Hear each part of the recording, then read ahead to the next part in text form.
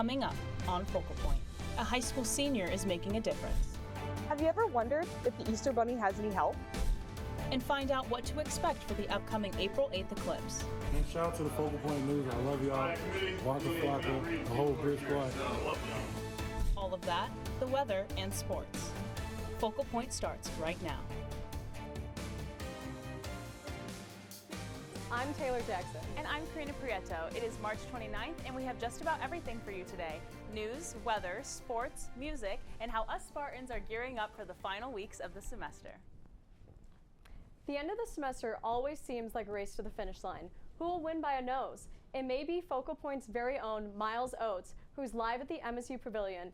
It's the very first bunny hop all-breed horse show. Miles, you look like you're all saddled up and ready to shoe some horses. Thanks, Karina. I've actually never shoot a horse a day in my life, and this hat doesn't exactly fit great. But here at the MSU Pavilion, they transformed the pavilion into the first ever bunny hop all-breed horse show. I'm here with Grace. Grace, how are you doing today? Good. How are you? I'm pretty good. How does it make you feel in order to come out to an event like this and interact with different horses and kids like that? Good. And I got Laura here. Laura, what brings you and your family out to an event like this? Well, it's our first ever show of this season, and it's a fun show, so we're just excited to be here to practice at a show that's just a bunny hop, and it's fun, you know. So we're just excited to be here. Okay, and now how does it make you feel in order to embrace an event like this with your family? Oh, it's fun. I love being here with them. It's great. Yeah. And I have the host of the event, Steve Taylor. Steve, I understand that this event has both competition and practice. Talk to me a little bit about that. So the event is the first of the year that allows people to get out and kind of practice with their horse, show with their friends, you know, get the winter jitters, if you will. I mean, a lot of these horses have been sitting for the winter. They've been worked a little bit, so let's let them get out before show season really starts. Yeah, and just have some time with their friends that they haven't seen all winter. And what made you bring an event like this to MSU? So we do shows like this here at the Pavilion every year. We do 2 or 3 of these events. This particular association is the fundraising arm of the Ingham County Fair. So all of the profits that we make from these shows go back to the youth programs at the Ingham County Fair, which obviously MSU is in Ingham County, so it just helps support the economy all the way around for us. Okay, and how does it make you feel in order to have this type of turnout for this being the first event here? This is a good turnout, so we try not to make these shows in the beginning of the year too big. We want to make sure that everybody has good class sizes, that there isn't too much craziness going around, you know, and that the kids can be in a safe environment to get the first show out of the way. Okay, thank you, Steve. You're welcome. This event began today and runs all weekend. Miles Oates reporting for Focal Point News. Karina and Taylor, back to you guys in the studio. Thanks, Miles. That looked like a hoot and a half. If you find yourself in East Lansing this weekend, grab your cowboy boots and head down to the MSU Pavilion. Speaking of animals, down the road in Grand Ledge is a place called Mitten Misfits. Focal Point's Campbell Berg tells us that a husband and wife have made it their mission to care for senior animals. It's happened to all of us, one time or another. In a world where we've always felt like misfits, Sometimes we feel like we don't belong. we come here and we feel like part of the community. Like maybe Finn. This 24-year-old mini horse doesn't feel like that anymore. Thanks to Vic Worthy. Somebody asked me if I could take a goat or a couple goats when they were surrendering a dog. And I said, why not? We've got the barns, and this was at our first farm. And that's what started my love for farm animals. Vic and husband Bob turned their love of farm animals into a sanctuary for unwanted animals. You look in Scarlet, one of our pigs, she was brought here because she escaped a slaughter truck at 6 months old. Mitten Misfits is a nonprofit organization based in Grand Ledge, Michigan, which is just outside of the Michigan State University campus. It houses over 50 animals, ranging from pigs, horses, sheep, to Benny the peacock. Well, first of all, we couldn't do it without the volunteers. And they have been surprised at how many people want to help these senior animals who are getting a second chance. They come in here because of their love for animals, and they are the ones that give most of the care. For Victoria, the love goes both ways. My favorite thing about working here is just the animals themselves are the therapy, honestly. And that's one thing that I need in my life. As they continue to grow with the animals, coming back to lend a helping hand or hoof won't be hard. In East Lansing, I'm Campbell Berg, Focal Point News. Anyone who would like to volunteer and help the other 80 registered volunteers, go to mittenmisfits.org. Have you ever wondered how the Easter Bunny manages to hide all those eggs? Well, he doesn't do it alone. These Mason residents have been egging yards for the last 3 years, but not in the way you think. Focal Point's Callie Neese has the story on just how, together, they make the Easter Bunny's load a little lighter. I like to put one right at the door. Always put a few at the door. It's the first thing they see. Easter is right around the corner, and sometimes the Easter Bunny can't make it to everyone's home. Families would often go to these public Easter egg hunts. Back in 2021, these boys from Mason got the call that Peter Rabbit was in need of some help. Hey, what if we just go and take care of that for them? They decided to start egging yards. Stuff a bunch of Easter eggs with various candies and lay them out on your yard the night before Easter. Tommy even eggs my yard, and this cleanup is a lot of fun. Landon is the brains of the whole operation. From start to finish, he has made it all possible. Something that was fun, that also made other people happy. And so that's what really just drives us to keep doing it. At night, the Saturday before Easter, the boys split into 2 cars and get egging. So we like to make a game on which car can finish first, and usually it's North car. They are objectively the better car. South car. You know, there's a lot of history because South Car has faced a lot more adversity. All the trouble in the past has just made us stronger. So I think this is going to be a good year for us to turn around.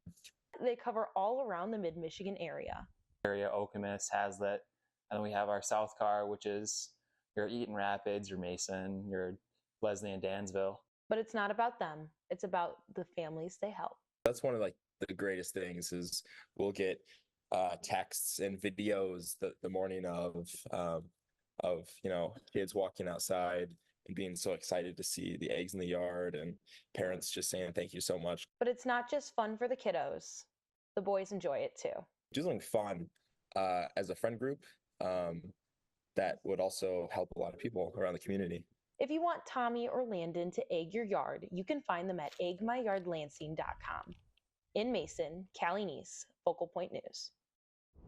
Peter Rabbit's Little Helpers will head out tomorrow night to spread some Easter cheer for all of mid-Michigan, and their services range from $30 to $80. What are your memories of high school prom? Good? Not so good? Some of us never went at all, and the reasons can be wide. One of those sad truths is that it's just too expensive, but I found an Okemos senior who is doing something about it. All right, there we go. Gracie Shull has taken over her mom's office. It's not usually filled with dresses, hundreds of them. So my personal goal that I really wanted to hit was 150 dresses, and I've almost doubled that. And none of them are for her. She's doing this all for others. It's not accessible at all to really. It's a privilege to go to prom. Prom. Usually your last big event before graduation, but some kids never get to go. For some people, but for others, I know some people don't go to these dances because they don't feel like they can get a dress. They can't get a dress because they may not be able to afford a dress and everything else that comes with the expensive night. So the Okemos High School senior decided to do something about it. Prom truly is for anyone. She calls it Project Prom. Sure, she says it's good to be able to recycle a dress worn only once, but she also wants to make sure everybody can go if they want. I want everyone to experience that. So she took it to Facebook, and the racks started to fill. We've had like 3 collapse. And they keep coming. It's getting hard to even move around in her mom's office. We are overwhelmed with like dresses. People are dropping off every single day. We also have collected a ton of shoes, heels, and flats. Gracie says that she loves to go to these dances with her friends, so she made it her mission to make prom a possibility for as many people as she could. For information on pickup times and any other updates, you can follow along at Project Prom_Greater Lansing on Instagram and Facebook, whether you want a dress like this, or a dress like this, or anything in between. Gracie also wants the community to know that Project Prom isn't just for prom dresses. We have business to prom.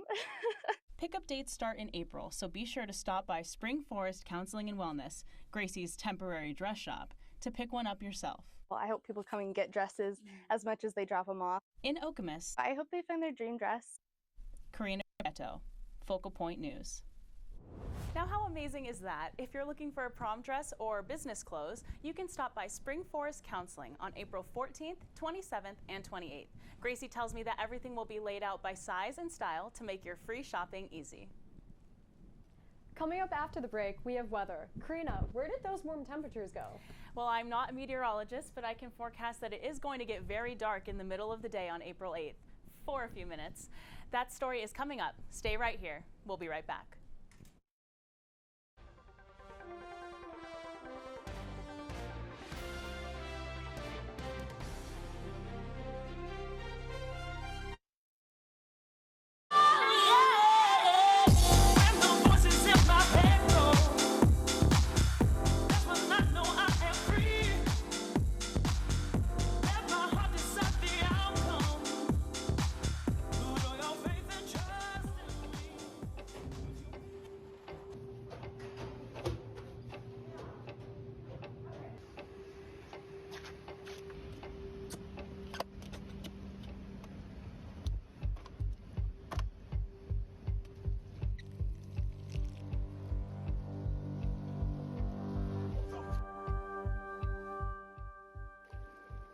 Don't drink and scooter.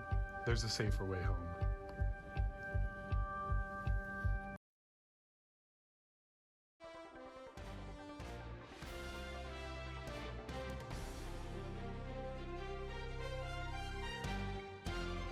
That's right, Focal Point Sarah Polis is live at the weather wall to give you this week's forecast.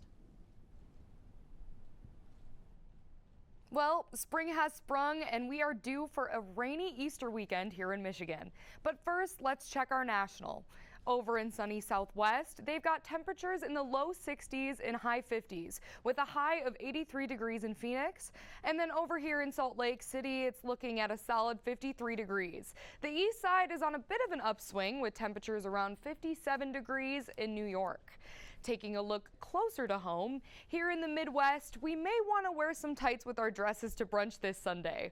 Over in Southeast Michigan, Detroit, it's sitting at a nice 54 degrees, about 20 degrees warmer than last week. So the warm weather is coming slowly but surely. Now let's hop over to our 7-day outlook. We've got temperatures varying between the low 40s and low 50s, but the sun is shining today. You won't see much of it the rest of the weekend into next week as it'll be covered by clouds. Well, you won't have to worry about your Easter candy melting, but stay warm while hunting for eggs this weekend. That's all we have for weather this week.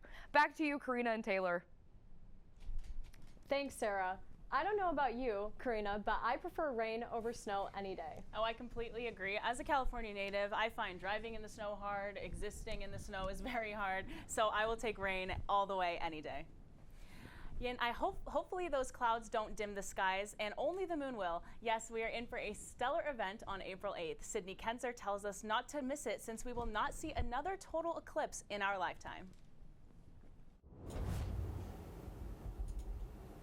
It's an astronomer's Christmas, New Year, and 4th of July, all wrapped up in one day. Really cool to see. Inside their offices, the Abrams Planetarium team is getting ready for what's happening outside on April 8th. We will have a total solar eclipse, and this happens when the moon is lined up just right, where the shadow that the moon casts hits the Earth.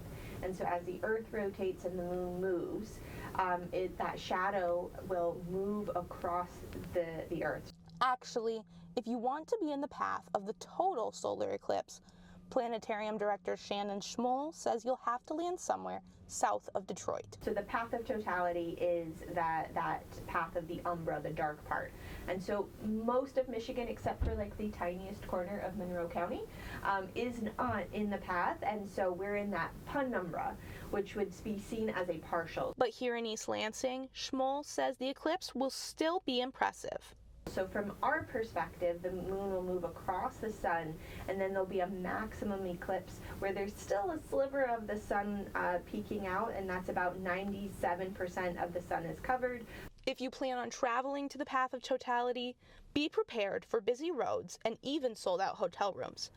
After all, it's not every day Americans get to see such a special event, and they won't again until 2044.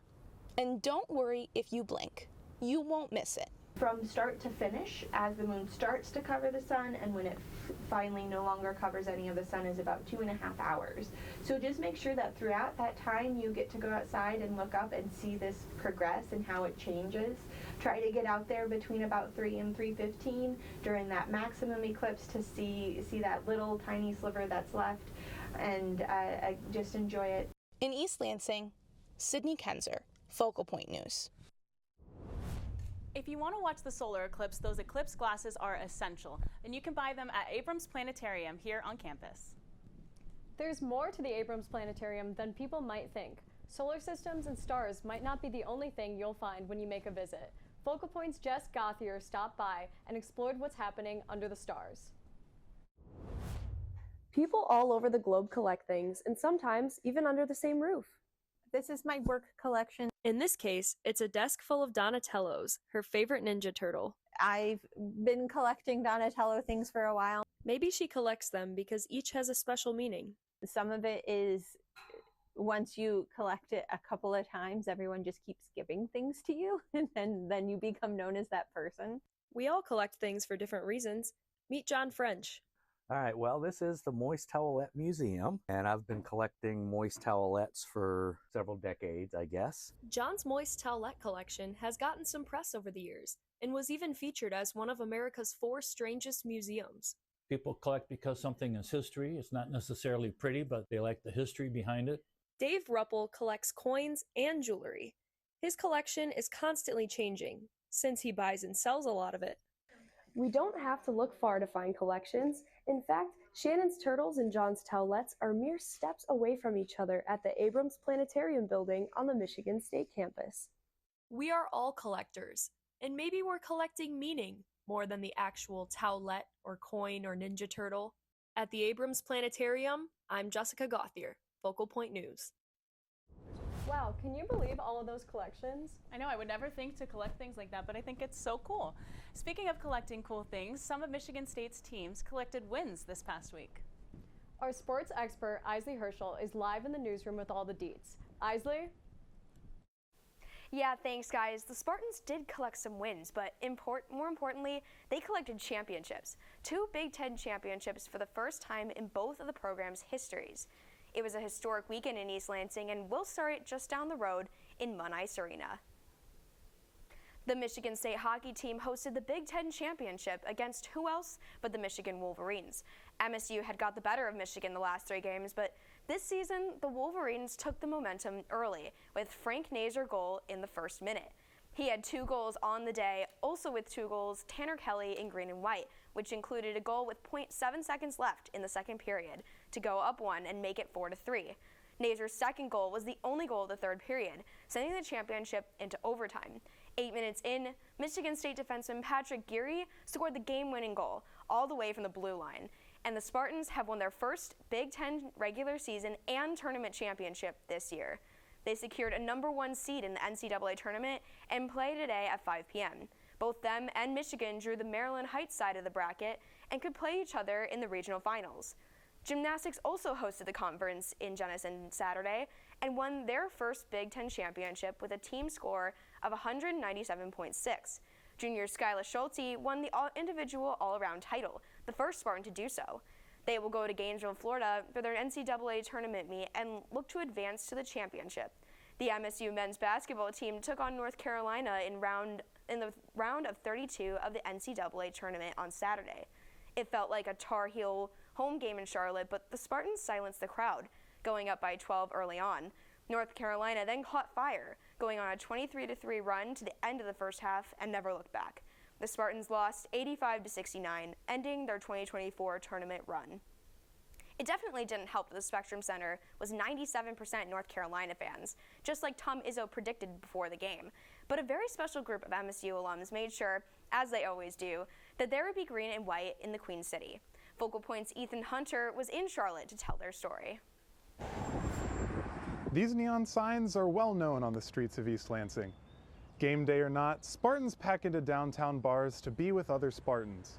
Here in the establishments of Albert Avenue, green and white is a common sight. 670 miles south, not so much. But there's one bar in downtown Charlotte that brings a piece of East Lansing south. The Gin Mill in Charlotte might fit better on Albert. How you guys doing? But Nick Sempert has helped solidify it as a place for MSU alums to find each other. We hold euchre tournaments, we watch basketball, we reminisce about being in the Mitten. He's the president of the Charlotte Spartans. They watch almost every MSU game here. But when the Spartans drew North Carolina in the second round of the March Madness tournament in Charlotte, this game was going to be special. Well, we like sticking it to all those blue bloods down here. We like the Carolinas and the Dukes. We like showing us our grease. And being up there in the national championship era, man, is like, it was unbelievable. Kurt James captained Judd Heathcote's Michigan State basketball team in 1982. But that's not the only reason he's in Charlotte for the games. When you play, you know what I'm saying, you can control your nerves, you know what you got to do. Out there, you don't have any control of it. You just hope that he has a good game, hope he's playing well. His son, Josiah Jordan, starts for Tennessee, who are also in Charlotte. The upper heart is for Michigan State, and the lower heart is for Tennessee.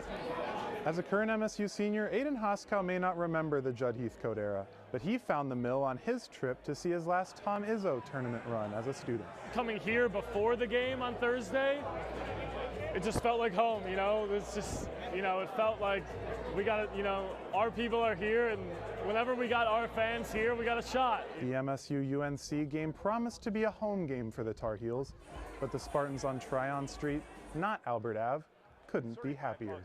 We're always hoping we get Duke or North Carolina and they come down here so we can go represent. There's never a bad time for us to put on the green and white. In Charlotte, I'm Ethan Hunter. Michigan State may have lost, but Ethan tells us the Gin Mill stayed packed until the buzzer sounded. That's all for this week's sports, live from the newsroom. Look out for the Spartans in the NCAA tournament this weekend. Back to you, Karina and Taylor. Thanks so much, Isley. Well, if I ever decide to visit North Carolina, I know where I'm stopping first. It's so cool to see all the Spartan alumni gathering, no matter where you are in the world. I think it's really amazing. The Breslin Center was where Spartans gathered last night, but not for basketball. Impact 89 FM, ASMSU, UAB, and RHA all worked together to host the annual spring concert. Waka Flocka Flame was this year's headlining act, and students were lined up outside the Breslin hours before the doors opened. The show was opened by brother-sister duo Between Friends, who you may know from their hit song Affection. Waka Flocka came out at 9 and came out strong. His hit No Hands plays through the Breslin before every basketball game, and Spartan fans got to hear it live in those very same seats. The sold-out crowd enjoyed both sets, and both acts got to join the likes of the Eagles and Bill Clinton on the bricks in the Breslin Tunnel. Waka Flocka Flame said he was excited to come to East Lansing because of his Spartan tattoo, and I think he finally became a Spartan last night. For behind-the-scenes interviews with both artists, stay tuned to Impact 89 FM. Some people relieve stress by taking a walk, listening to music, or sleeping. But during finals week, college students have a different way of handling exams and studying. Have you heard of it? Focal Point's Delaney Rogers says all you have to do is listen.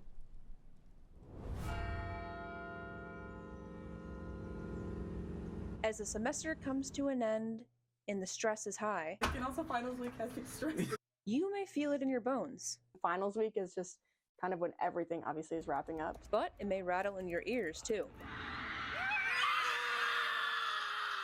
Because it's a tradition. It's finals week. A tradition to go outside or walk up to your window and scream. Fun. It's honestly really nice and a good way to break from studying. Abby Chang takes the school stress and has a way of letting everyone else know about it. I think throughout the semester, there are just a bunch of points where you just want to come back to your room and scream. And she does. While campus tends to be a little bit more quiet on weeknights during any other time of the year, during finals week, every single night, on the dot, students scream at midnight. Abby's roommate, Ria Pachava, looks forward to doing this with her roommates. This is my second year doing the midnight scream, yeah. No, literally. I think it's just like a fun way to like relieve stress during final season. everyone does it, so it's kind of hard to ignore. Everyone's just screaming outside, so you might as well join in.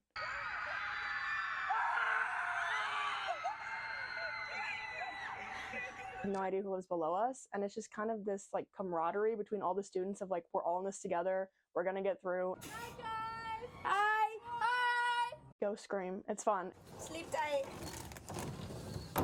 Don't let the finals bite. Oh, that was good. In East Lansing, I'm Delaney Rogers, Focal Point News.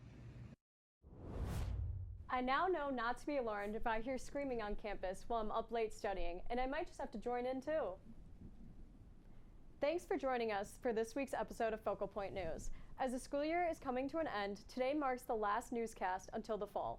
For some of us, this is the last time you'll see us here. We're proud of the work we do weekly and honored that you watch us. Here's to the seniors, and from all of us, see you next time.